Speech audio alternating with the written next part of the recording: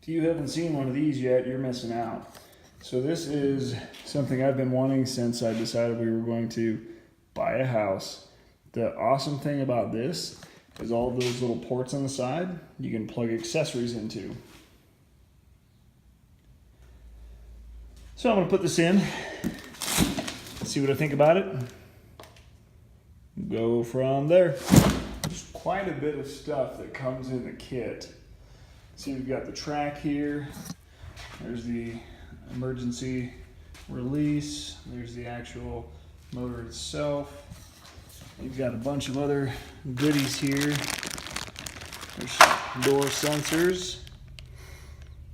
There's a keypad, brackets, springs. You get 2 buttons for the garage door, and then you get the eyes for down low. So there's a lot of parts to this. We're going to go through the instruction guide and get it all put up.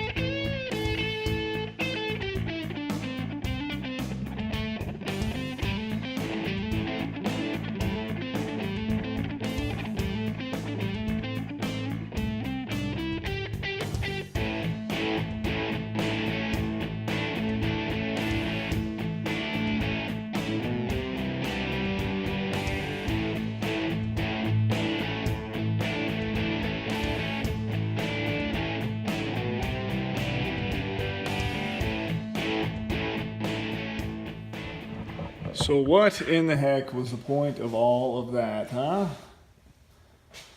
Well, so I have the 1 1/4 horsepower Ryobi garage door opener, and I'll tell you what I don't like about it is that it has 4 accessory ports on it. You can see I've got one open right there, and the fan right there, and on the other side,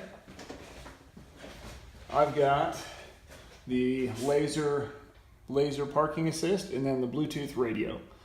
So by trying to run the cord reel extension, I took up the other 2 ports on the other side. So why did I not just take back the cord reel and get a different one that mounts on the ceiling? I already bought it, I already had it, had the metal to make it. This works too. Plus, I'm using the GFCI that's on the garage door opener. It's GFCI rated up top there, so that's a bonus also. So now I've got 4 accessory ports plus the cord reel, all working off the Ryobi garage door opener, and I can run the I can run all the accessories from my phone. I can actually have another accessory on there and then still run the power cord, which is pretty awesome in my opinion. You can see the green lights on. We've got the power. I know that's a little off the norm for my typical car videos, but it has to do with my car. Thanks for watching, guys. I hope you have a great day.